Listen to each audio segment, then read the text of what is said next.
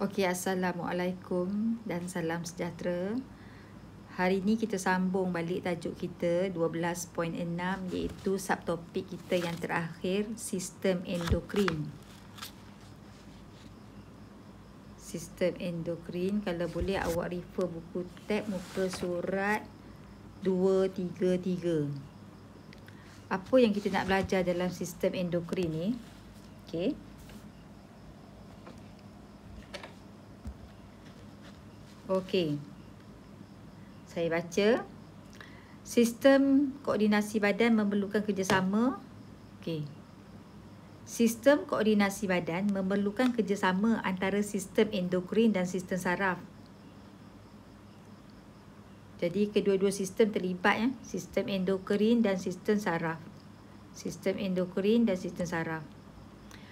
Kedua-dua sistem ini memainkan peranan penting dalam mengekalkan homeostasis. Walaupun kedua-dua sistem ini mempunyai fungsi yang berlainan, namun kedua-duanya bertindak balas dan saling melengkapi antara satu sama lain untuk mengawal atur dan menyelaras segala proses dan aktiviti yang berlaku dalam badan. Okey. Pengenalan dia. Okey. Apakah sebenarnya sistem endokrin? Okey, kat sini ada ni, sistem endokrin manusia.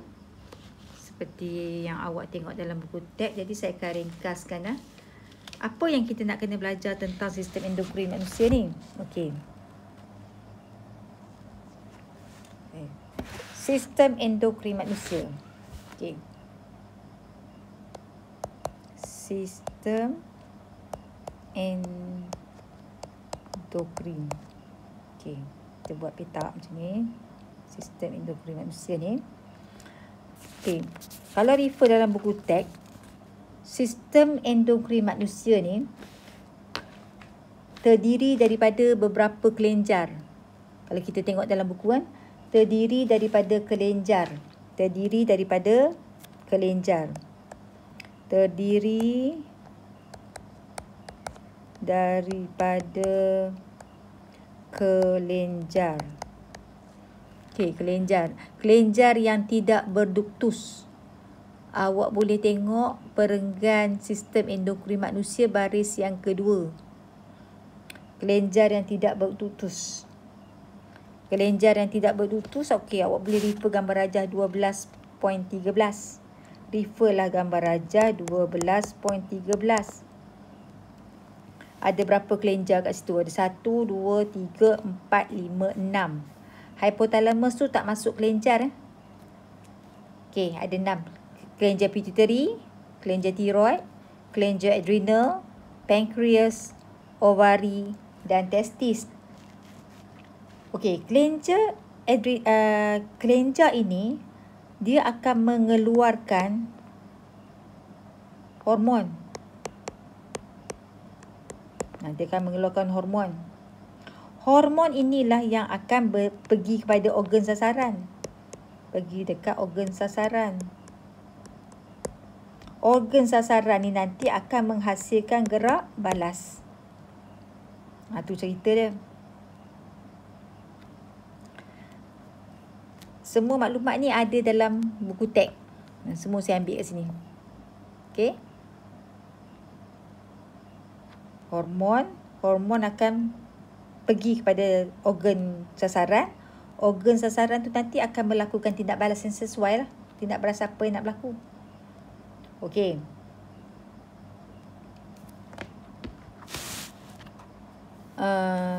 Kita tengok pula muka surat. Kita tengok muka surat 234. Muka surat 234. Dalam sistem endokrin ni, kita ada satu kelenjar yang sangat penting. Namanya adalah kelenjar pituitary. Kelenjar pituitary. Okey. Kelenjar PP salah ejaan. Pituitary. Kelenjar pituitary. Kelenjar pituitary ni adalah merupakan kelenjar utama. Dia ni kelenjar utama. Kelenjar utama. Kenapa dia ni merupakan kelenjar utama? Kenapa? Tu dia kat sini. Kenapa? Sebab dalam buku teks ada yang baris atas sekali. Sebab kelenjar ini merembeskan hormon yang mengawal. Okey, sebab kelenjar ni. Okey, kenapa pituitary merupakan kelenjar utama? Kerana pituitary merupakan, dia adalah merupakan kelenjar utama kerana kelenjar ini merembeskan hormon yang mengawal rembesan hormon lain daripada kelenjar lain. Maksudnya macam ni lah, kelenjar ni bila dia keluarkan hormon, hormon dia tu akan pergi kepada kelenjar lain dan kelenjar tu akan terpaksa mengeluarkan hormon dia. Kalau tak faham nanti awak bukan boleh faham. Tak apa, sekarang ni awak tahu dulu. Kelenjar, dalam banyak-banyak kelenjar tadi tu, kelenjar pituitary adalah merupakan kelenjar yang paling utama. Kelenjar induk. Kenapa? Ni je jawapan dia. Nanti awak boleh faham. Okey. Kelenjar ini terletak pada dasar hypothalamus dalam otak. Okey, kita tengok sini. Kelenjar pituitary ni, kita buat nota ni sebab kita nak ringkaskan kerja kita lah. Kita nak ringkaskan nota kita.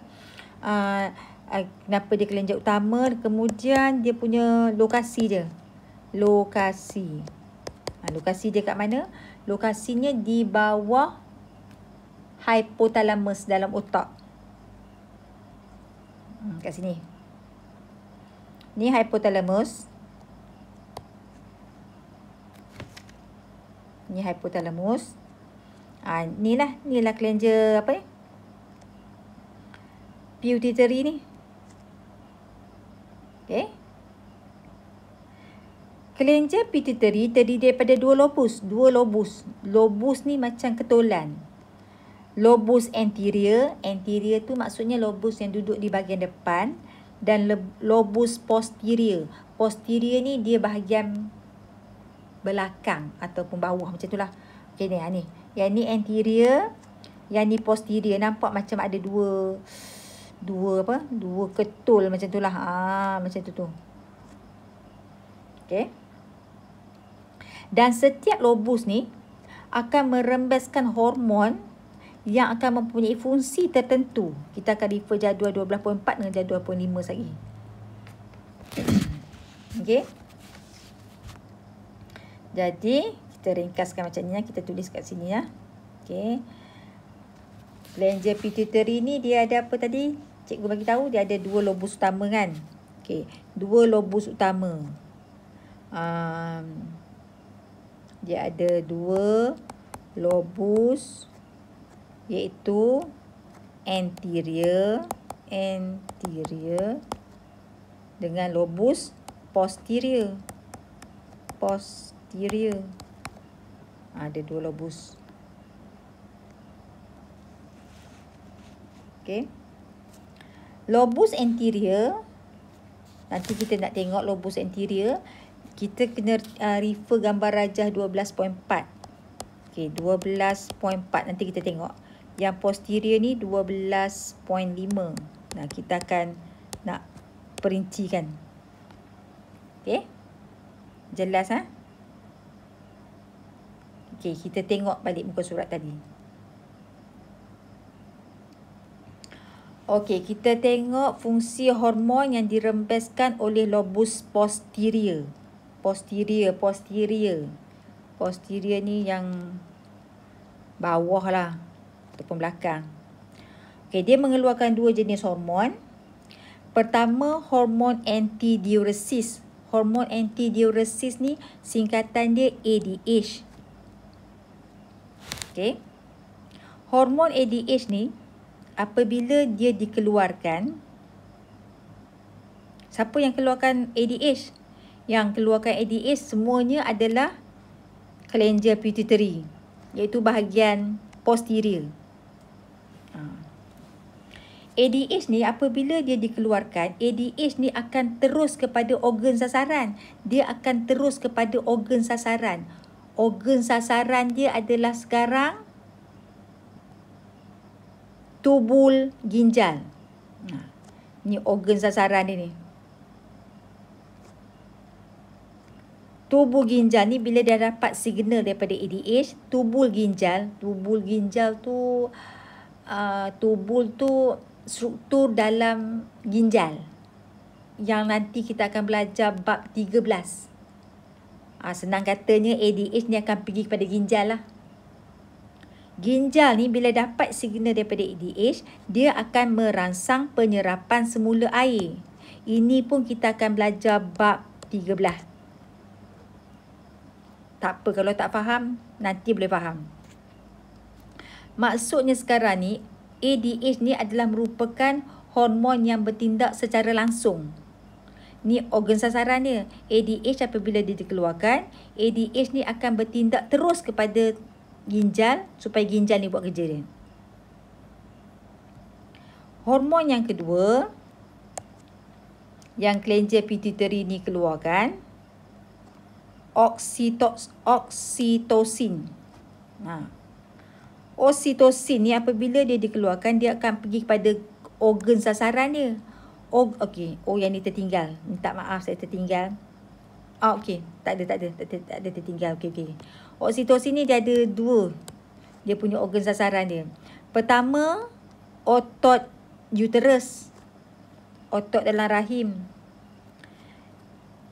Bila uterus dapat signal daripada oksitosin, uterus akan mengecut. Otot dia akan mengecut semasa kelahiran. Sebab dia dah tiba masanya untuk seseorang tu nak melahirkan anak. Jadi untuk nak push anak tu keluar, nak bagi anak tu keluar, jadi otot uterus tu dia kena mengecut dengan lebih kerap untuk nak tolak baby tu keluar. Yang ni adalah bawah pengaruh hormon oksitosin. Oksitosin juga akan bertindak kepada organ sasaran yang kedua, kelenjar susu. Kelenjar susu akan merangsang pengeluaran susu daripada kelenjar susu. Oksitosin ni dia lebih banyak dalam perempuan lah, orang perempuan. Orang lelaki tak ada oksitosin ni. Faham ya? Yang ni adalah fungsi ADH, fungsi oksitosin. Jadi awak kena tahulah. Okey, kelenjar pituitary bahagian posterior, hormon apa yang dia keluarkan, apa organ sasaran dan apa fungsi hormon tadi. Okey. Macam nak kena banyak ingat dan hafal sikit. Yang ni Kemudian kita kita tengok pula kelenjar pituitary bahagian lobus anterior.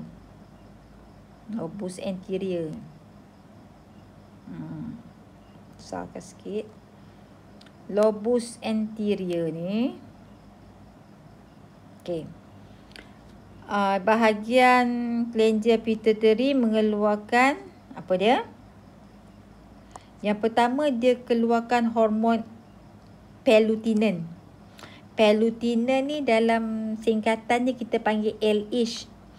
LH tu maksudnya L, luteinizing, H, hormon.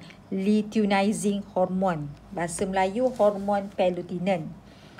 Hormon pelutinin, hormon pelutinin, dia ni yang dikatakan hormon ini bila dia keluar, hormon pelutinin ni apabila dia dikeluarkan, dia akan pergi kepada ovari.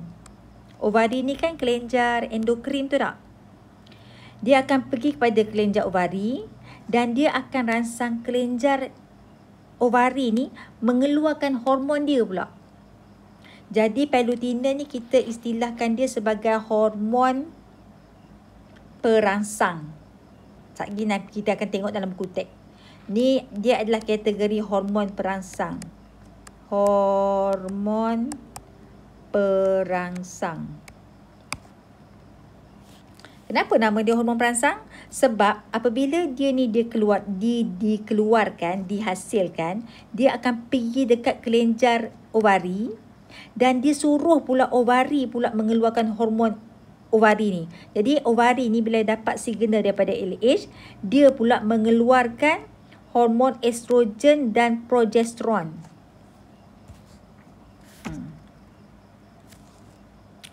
Ovari akan merangsang ovulasi. Ovulasi ni kita dah belajar bab pembiakan. Ovulasi itu adalah proses pengeluaran usid sekunder daripada ovari pada hari ke-14. Okey. Perkembangan corpus luteum pun kita dah belajar bab 15. Dan juga ovari juga akan merembeskan hormon estrogen dan progesteron. Jadi LH ni adalah hormon perangsang.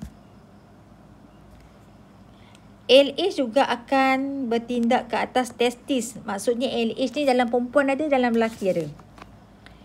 Testis. Testis, bila dia sampai dekat testis, testis ni pula akan keluarkan hormon testis tu, iaitu testosteron. Nampak tak? Hormon perangsang ni, dia ni apabila dia dikeluarkan, dia pergi dekat kelenjar lain dan dia suruh kelenjar tu pula keluarkan hormon kelenjar tu. Itu yang maksudnya hormon perangsang. Hormon GH. Hormon GH, hormon pertumbuhan. Bahasa Inggeris, growth hormone. Hormon GH ni, dia bukan kategori hormon perangsang. Sebab dia terus bertindak kepada organ sasaran dia. Organ sasaran dia tisu lembut ataupun tulang. Tisu lembut dengan tulang ni, dia takkan keluarkan hormon dah. Fungsi dia merangsang pertumbuhan pada manusia, pada haiwan, pada apa-apa je lah. Sintesis protein dan juga metabolisme lemak.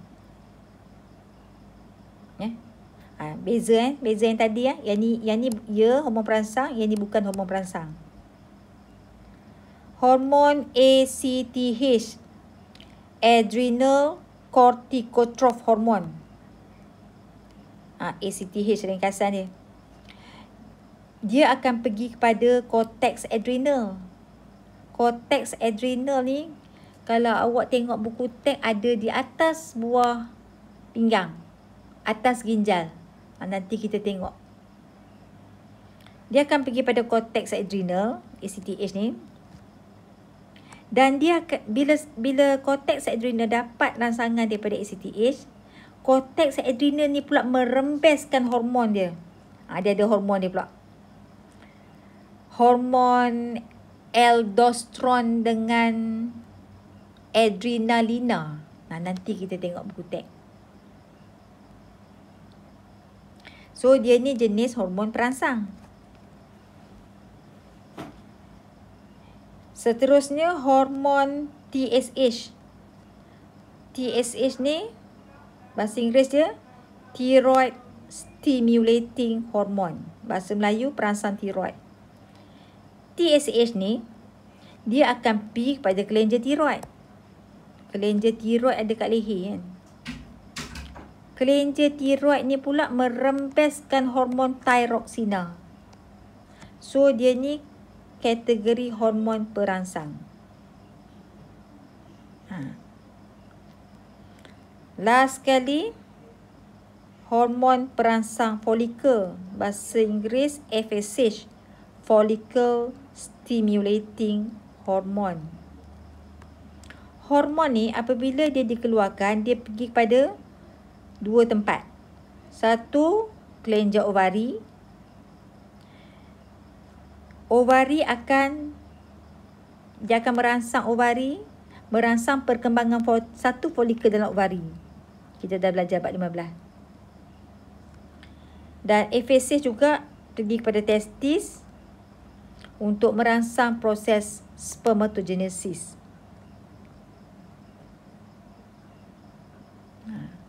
Jadi FSH ni dia hormon perangsang ke bukan?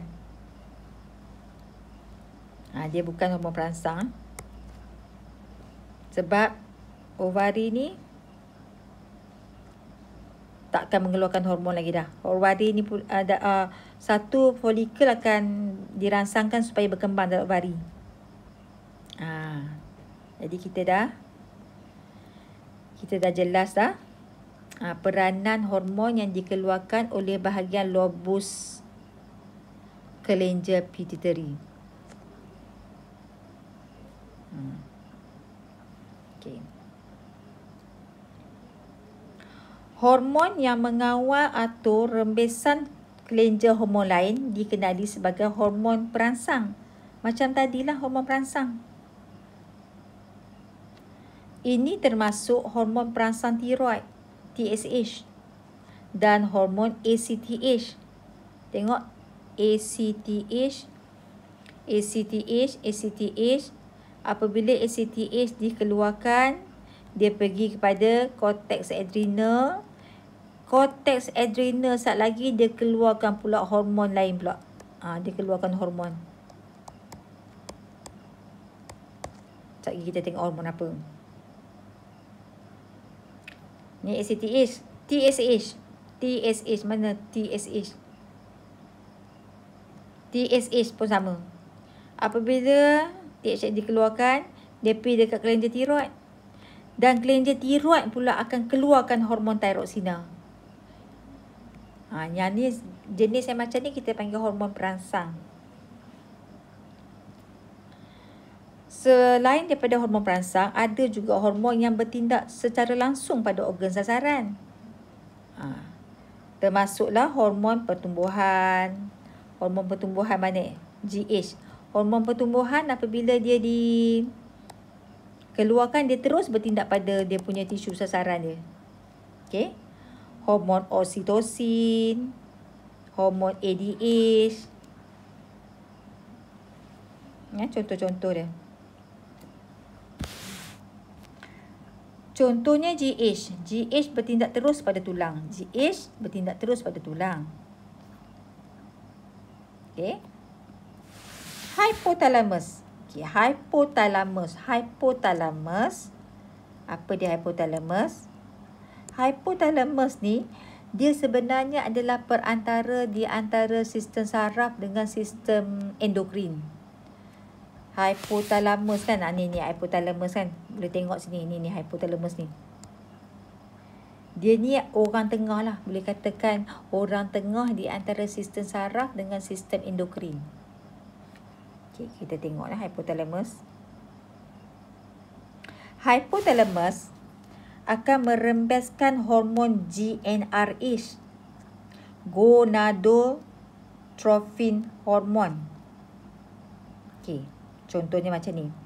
Hypothalamus. Ni peranan. Ni sebenarnya ayat ni lebih nak menerangkan peranan hypothalamus. Hypothalamus merembeskan hormon GnRH. Okay, GnRH. GnRH akan merangsang kelenjar pituitary. Ni pituitary. Pituitary. Dia akan pergi pada kelenjar pituitary ni. Dan pituitary ni pula akan merangsanglah rembesan hormon apa tadi? Pituitary. Kan? Pituitary ni kan ada dua lobus kan? Ada dua lobus. Lobus anterior, lobus posterior. So masing-masing lah, fungsi masing-masing lah. Fungsi apa? Ini adalah peranan hypothalamus ni. Ni hypothalamus ni. Hypothalamus ni, kenapa pituitary tadi, kita sembang pituitary tadi boleh keluarkan hormon-hormon dia tadi kan? Kan banyak kan pituitary tadi kan dia keluarkan hormon-hormon. Pituitary ni di bawah pengaruh GnRH.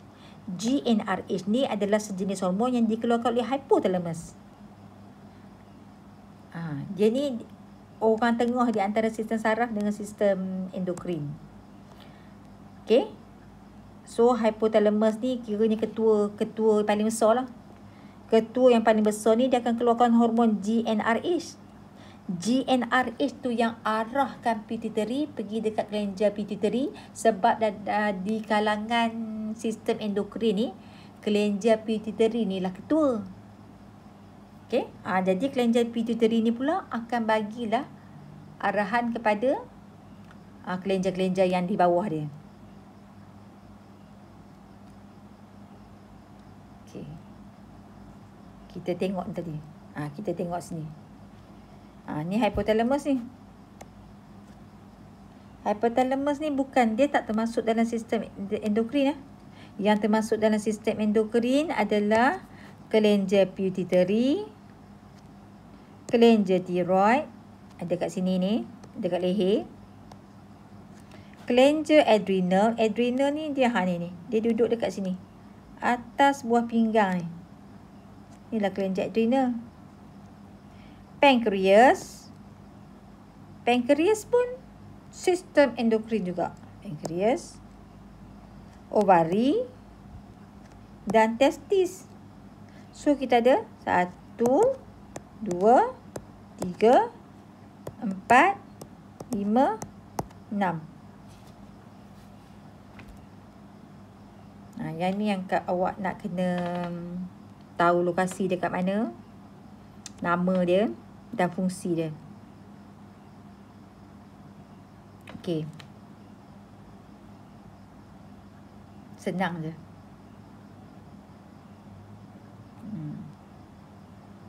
Okey, ni ringkasan kita tadi ni. Jadi kat sini awak boleh tulis lah. Sistem endokrin ni dia ada cara tindakan dia. Cara tindakan dia ada 2 jenis kan tadi kan. Hormon perangsang. Hormon perangsang. Hormon perangsang ni apa dia? Apa hormon perangsang? Apa dia punya jenis-jenis dia? Jenis-jenis dia, contoh dia TSH dengan ACTH, betul tak? Kan? Ni apa dia punya tindakan dia? Macam itulah. Lagi satu, hormon yang bertindak secara langsung. Hormon yang bertindak secara langsung. Contoh, tengoklah contoh. Apa dia contoh dia? Contoh dia dalam buku bagi GH dengan GH boleh, ADH boleh, oksitosin boleh, oksitosin pun boleh. Okey, ni dia.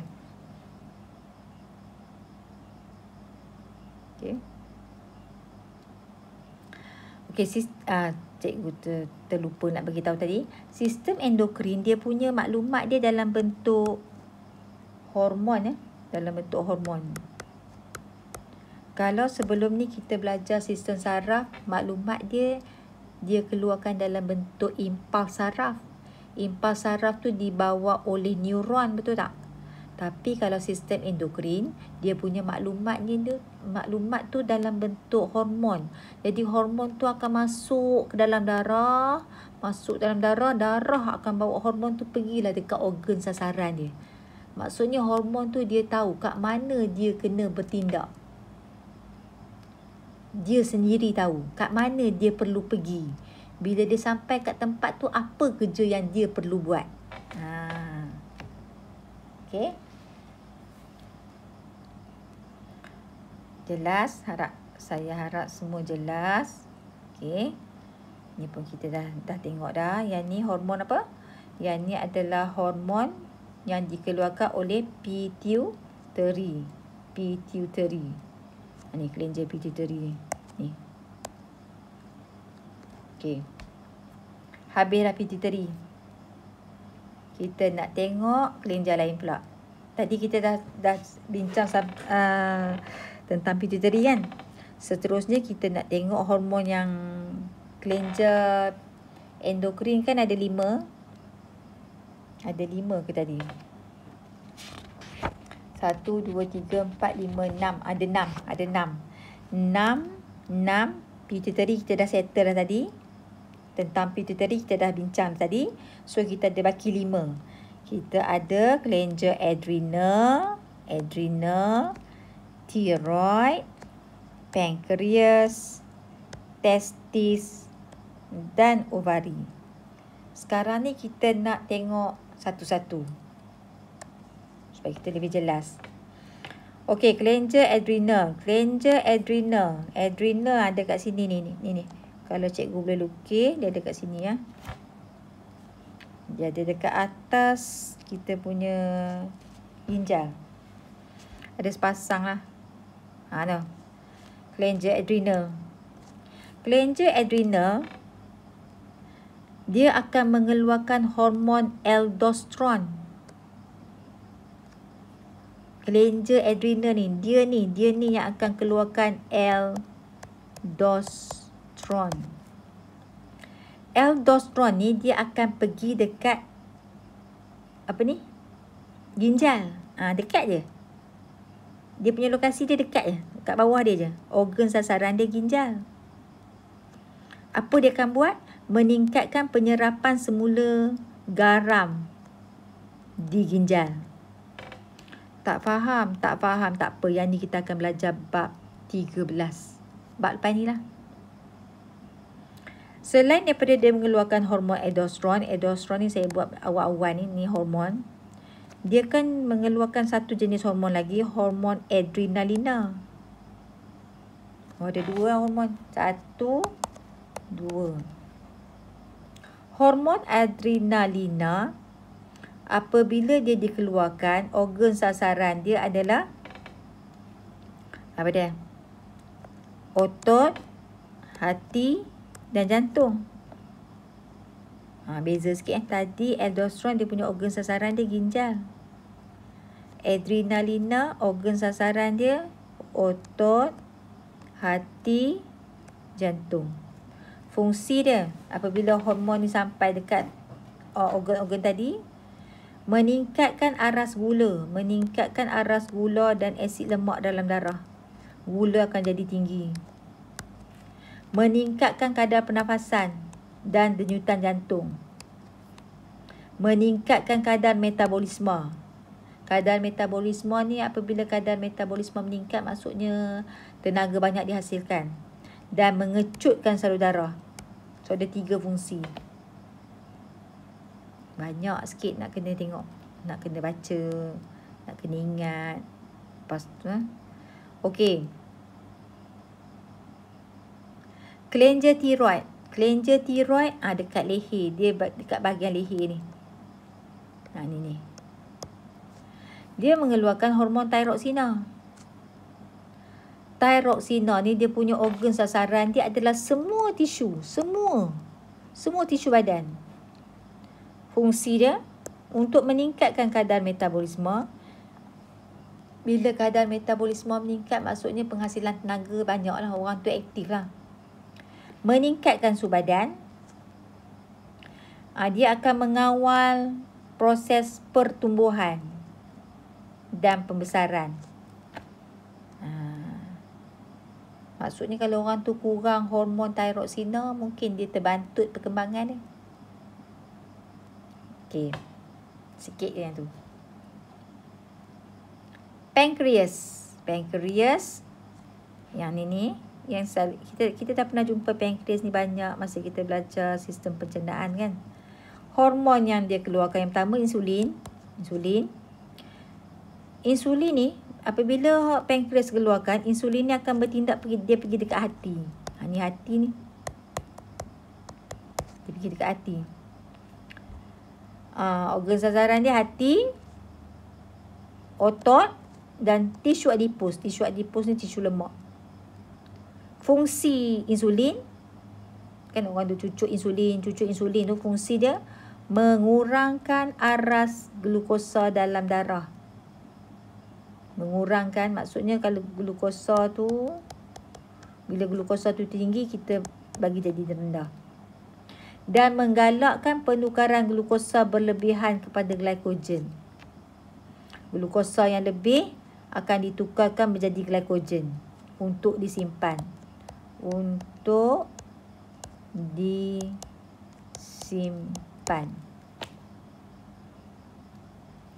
Hormon yang seterusnya adalah hormon glukagon. Tadi insulin. glukagon. Organ sasaran dia macam tadi juga. Hati, otot, tisu adipos. Sama macam tadi. Tapi fungsinya agak terbalik. Tadi nak merendahkan aras glukosa darah.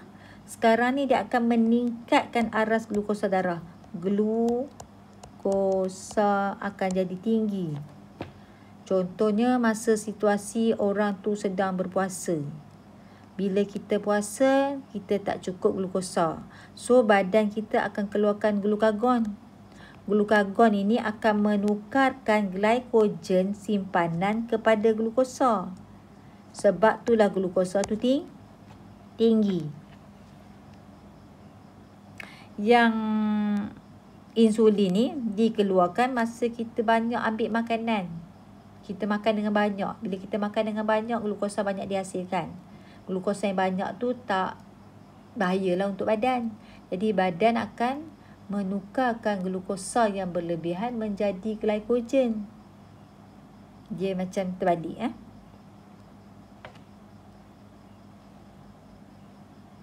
Testis. Okey, ni dah habis dah pankreas. Testis pula. Hormon yang dikeluarkan adalah testosteron. Organ sasaran dia gonad. Gonad ni organ pembiakan lah. Kulit, otot dan tulang.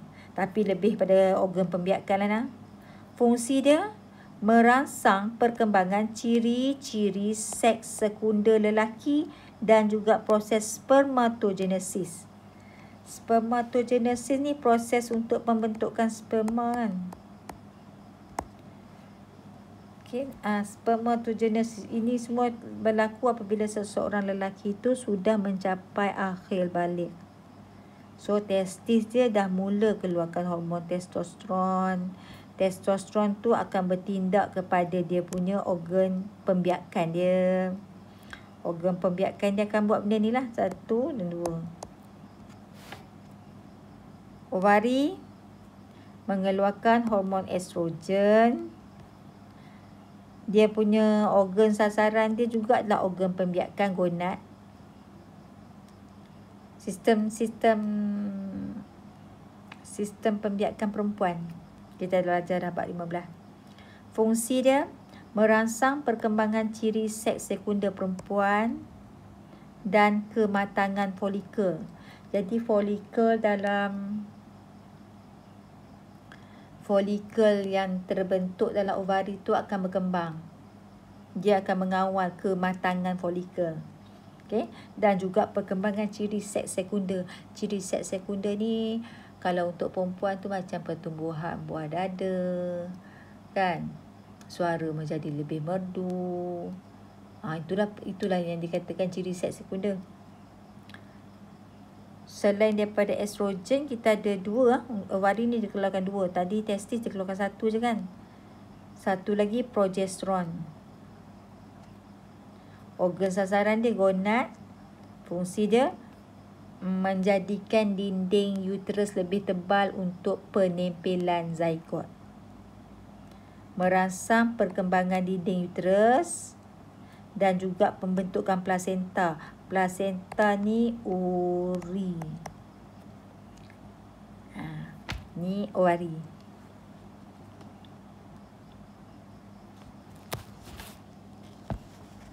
Okey. Kita dah habis dah membincangkan tentang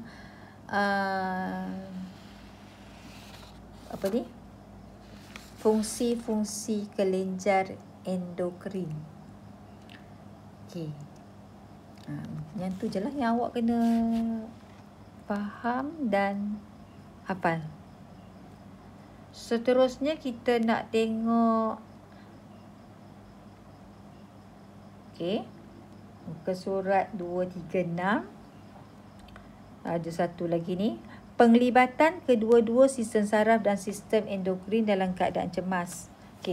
Sistem saraf dengan sistem endokrin ni kadang-kadang dia bertindak berasingan. Sistem saraf dia ada kerja dia. Sistem endokrin dia ada kerja dia, kan? Tapi dalam dalam keadaan situasi cemas, situasi cemas ni macam mana? Contohnya seekor anjing angsa tiba-tiba mengejar anda. Anjing ataupun angsa mengejar anda. Situasi yang mencemaskan lah. Tak kisahlah. Mungkin awak nampak hantu ke, awak nampak benda yang menakutkan ke, awak dengar berita yang mengejutkan ke, kan? Dalam situasi yang dikatakan cemas ini, okey, sistem saraf dan sistem endokrin akan berfungsi bersama-sama. So mereka ni akan berfungsi bersama-sama. Okey. Macam mana? Okey, kita tengok sini. Dalam situasi cemas ataupun kita panggil lawan ataupun lari, hypothalamus ni dia ni sebenarnya hypothalamus ni geng sistem saraf. Hypothalamus menghantar impas saraf terus kepada macam ni. Cikgu boleh lukis lah. Ini hypothalamus. Hypothalamus ni sistem saraf tau. Dia ni akan hantar impas saraf direct kepada kelenjar adrenal. Dia terus hantar kepada kelenjar adrenal. Dia tak bagi tahu pituitary dah. Kalau tadi kan sebelum ni kan dia kena bagi tahu pituitary dulu. Pituitary pula bagi tahu kelenjar adrenal. Dalam situasi yang mencemaskan ni, situasi yang sangat penting ni, hypothalamus ni dia akan hantar impas saraf. Nampak? Impas saraf. Dia tak hantar hormon. Dia hantar impas saraf melalui neuron. Pergi dekat kelenjar adrenal. Kelenjar ni sistem saraf. Yang ni sistem endokrin. Dia pergi dekat kelenjar adrenal. Adrenal ni pula akan merembeskan, terus mengeluarkan hormon adrenalina. Nampak cepat. Langsung terus. Okey. Adrenalina dan noradrenalina. Okey, ada dua jenis hormon ni. Adrena dengan noradrenalina. Okey. Kedua-dua hormon ini bertindak secara pantas untuk menghasilkan gerak balas yang cepat. Apakah gerak balas yang akan terhasil? Okay. Kadar denyutan jantung menjadi lebih cepat. Kadar pernafasan lebih laju, lebih cepat. Tekanan darah menjadi tinggi. Aras glukosa darah tinggi. Aktiviti metabolisme pun tinggi. Okey. Kita tengok ayat ni. Jantung akan mengepam lebih banyak oksigen dan glukosa ke otak dan otot rangka kerana tenaga tambahan diperlukan untuk berlawan ataupun lari dengan cepat. Jantung. Maksudnya jantung tu akan mengepam dengan lebih laju. Kadar denyutan jantung akan jadi tinggi. Supaya nak bawa oksigen dengan glukosa ni pergi ke otak. Jadi otak dapat tenaga. Otak dapat tenaga untuk berfikir. Lepas tu otot rangka pun dapat tenaga untuk nak bergerak lari daripada situasi tu.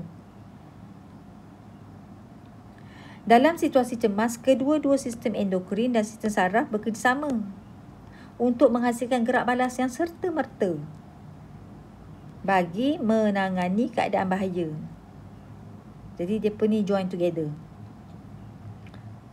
Apabila mekanisme ini berjaya mengawal situasi cemas, lawan atau berlari, jadi bila dah awak nampaklah kata anjing, awak pun takut kan? Awak mesti lari kan? Lepas awak dah lari tu, okey.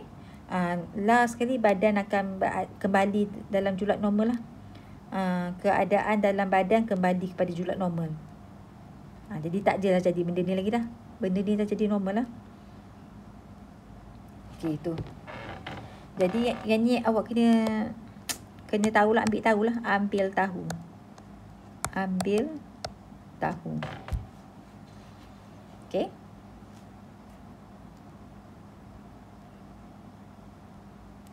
Okey, seterusnya kita nak tengok persamaan dan perbezaan di antara sistem saraf dengan sistem endokrin.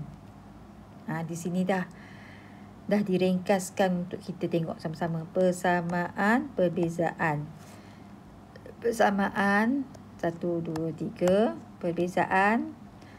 Sistem endokrin tempoh lama. Kalau saraf tempohnya singkat. Kesan, tempoh daripada kesan daripada impas saraf tu sekejap. Hak ni lama. Terdiri daripada kelenjar endokrin tanpa duktus. Tanpa duktus tu tanpa salur. Tanpa duktus tu maksudnya tanpa salur. Okey, tanpa duktus tu maksudnya tanpa salur. Dia tak ada saluran. Bila dia keluar, dia terus pergi masuk dalam darah. Okey, utusan dihantar dalam bentuk impuls elektrik melalui neuron. Utusan diangkut dalam bentuk hormon melalui darah. Gerak balas cepat serta merta.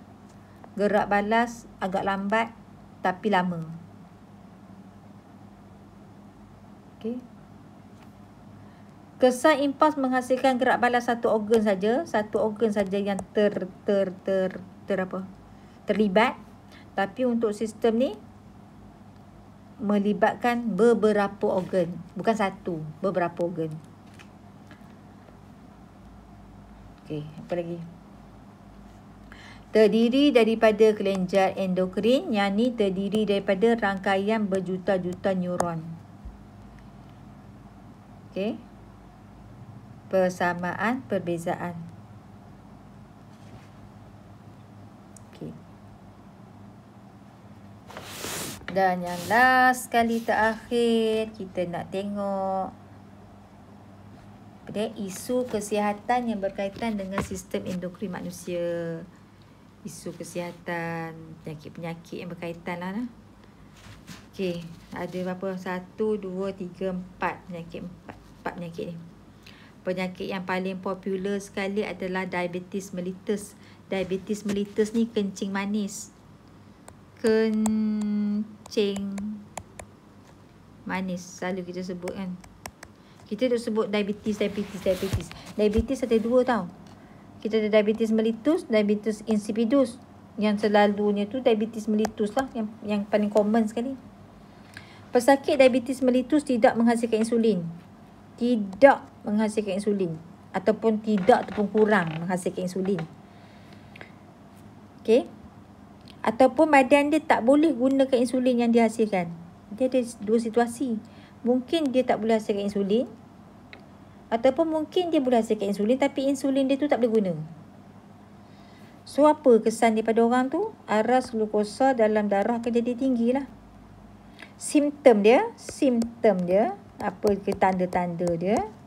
Kerap buang air kencing, sentiasa rasa haus, kebas pada tapak kaki, mata tak apa nampak, cepat letih, selalu letih, dan luka lambat sembuh. Okey. Itu kalau aku yang kurang insulin.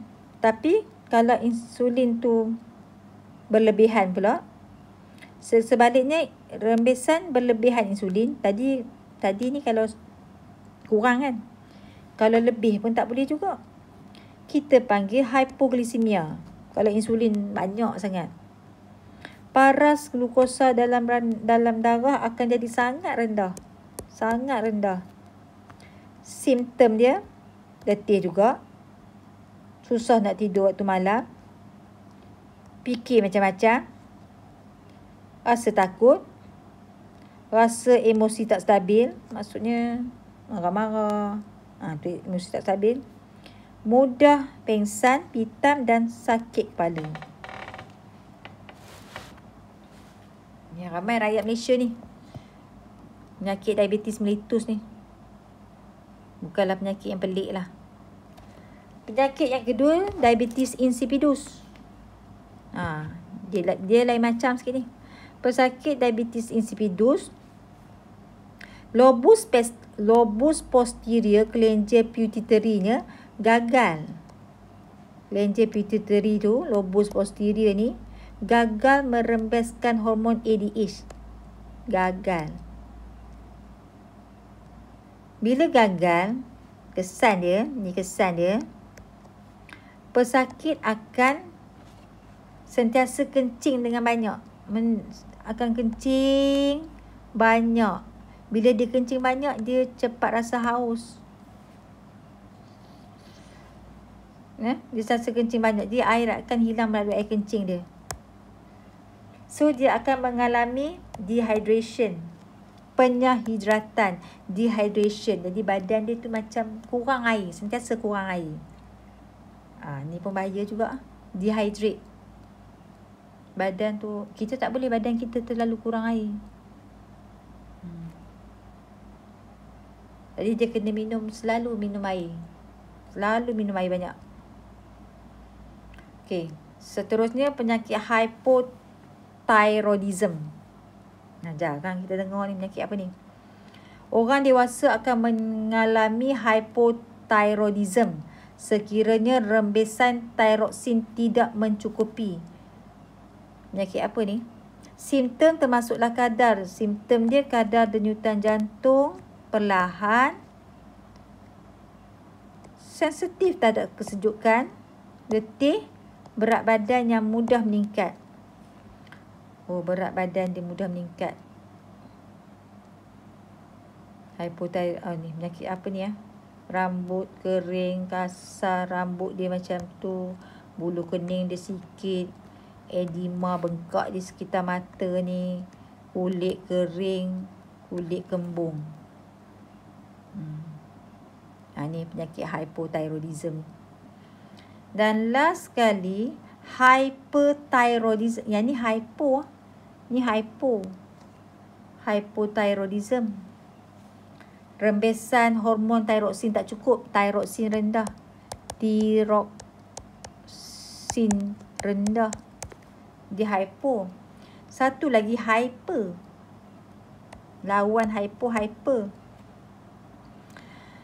Ni kalau thyroxin terlalu banyak. Banyak pula dah. Tadi rendah. Simptom dia, peluh. Selalu berpeluh. Peluh dengan banyak. Tak tahan panas. Kerap buang air besar. Takut. Kadar denyutan jantung cepat. Dan mudah hilang berat badan. Yang tadi ni berat badan meningkat. Yang ni mudah hilang berat badan. Kadang-kadang kelenjar tiroid dia akan besar 2 hingga 3 kali ganda daripada saiz asal. Ni dekat leher. Ni kita panggil bengkak cantik ataupun beguk. Hyperthyroidism. Okey. Dan yang akhir sekali, penyakit apa ni? Penyakit kegergasian. Ni tangan orang yang normal.